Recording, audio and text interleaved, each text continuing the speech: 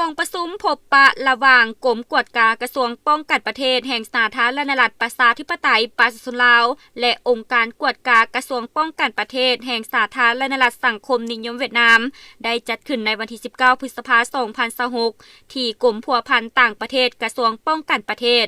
ฝ่ายลาวนำโดยสหายพลจัตวาแพงศรีเส็งวิสัยหัวหน้ากรมกวดกากระทรวงป้องกันประเทศพร้อมคณะฝ่ายเวียดนามนำโดยสหายพลจัตวาเหวียนวันเชียงห้องหัวหน้าองค์การกวดกากระทรวงป้องกันประเทศแห่งสาธารณรัฐสังคมนิยมเวียดนามพร้อมด้วยคณะการพบปะสหายพลจัตวาแพงศรีเส็งวิสัยหัวหน้ากรมกวดกากองทัพประชาชนลาวแสดงความต้อนรับอันอบอุ่นต่อคณะผู้แทนจากองค์การกวดกากระทรวงป้องกันประเทศสาธารณรัฐสังคมนิยมเวียดนามในโอกาสเดินทางมาเยี่ยมยามและเฮ็ดเวียกอยู่กรมกวดกากองทัพประชาชนลาวในครั้งนี้พร้อมทั้งฝากความเยี่ยมยามถามข่าวผ่านบรรดาสหายไปยังคณะผักคณะบัญชากรมและพนักงานกวดกากระทรวงป้องกันประเทศสาธารณรัฐสังคมนิยมเวียดนามถูกทั่วหน้าการมาเยี่ยมยามและเฮ็ดเวียกของคณะผู้แทน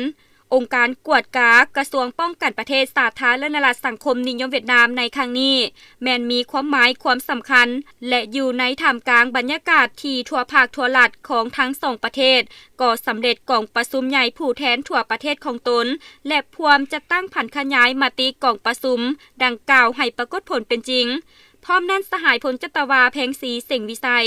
ยังได้รายงานโดยย่อเกี่ยวกับสภาพรวมภายในประเทศที่ตั้งภาระบทบาทหน้าที่ขอบเขตสิทธิ์และผลงานการเคลื่อนไหวปฏิบัติหน้าที่การเมืองของกรมกวดกากองทัพประชาชนลาวในระยะที่ผ่านมาพร้อมทางมีคำเห็นแลกเปลี่ยนบทเรียนกับคณะผู้แทนองค์การกวดกากระทรวงป้องกันประเทศสาธารณรัฐสังคมนิยมเวียดนามหลายปัญหาที่สำคัญเป็นต้นแมนเวียกงานกวดกาลัดเวียกงานสกัดกั้นต้านการส่อลาดบังหลวงและเวียกงานคนคว้าแก้ไขคำห้องขอคำเสนอ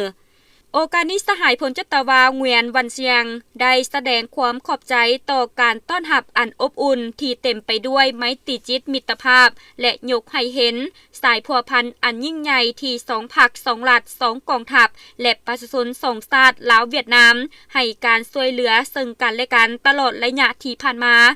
เป็นต้นแมนทางด้านเศรษฐกิจวัฒนธรรมสังคมและเวียกงานป้องกันชาติป้องกันความสงบซึ่งการพบปะในครั้งนี้ก็เป็นโอกาสอันดีและมีความหมายความสำคัญยิ่งเป็นการประกอบส่วนเข้าในการเพิ่มพูนคูณสร้างการพัวพันหัวมือระหว่างกรมกวดกากองทัพประชาชนลาวและองค์การกวดกากองทัพประชาชนเวียดนามให้นับมือแน่นแฟ้นยิ่งขึ้น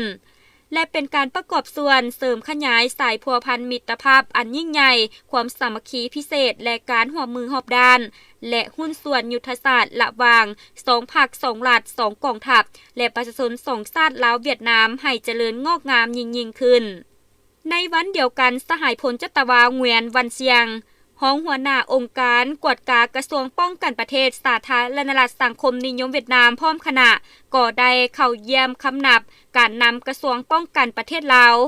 ซึ่งให้การต้อนรับคณะองค์การกวดกากระทรวงป้องกันประเทศสาธารณรัฐสังคมนิยมเวียดนามโดยสหายพลตรีแสงมณีวรคำมณีกรรมการคณะประจำภาคกระทรวงห้องหัวหน้ากลุ่มใหญ่การเมืองกองทัพซึ่งสหายก็ได้แสดงความต้อนรับอย่างอบอุ่นและตีราคาสูงต่อการมาเยี่ยมยามและเฮ็ดเวียกอยู่สาธารณรัฐประชาธิปไตยประชาชนลาวขององค์การกวดกากระทรวงป้องกันประเทศแห่งสาธารณรัฐสังคมนิยมเวียดนาม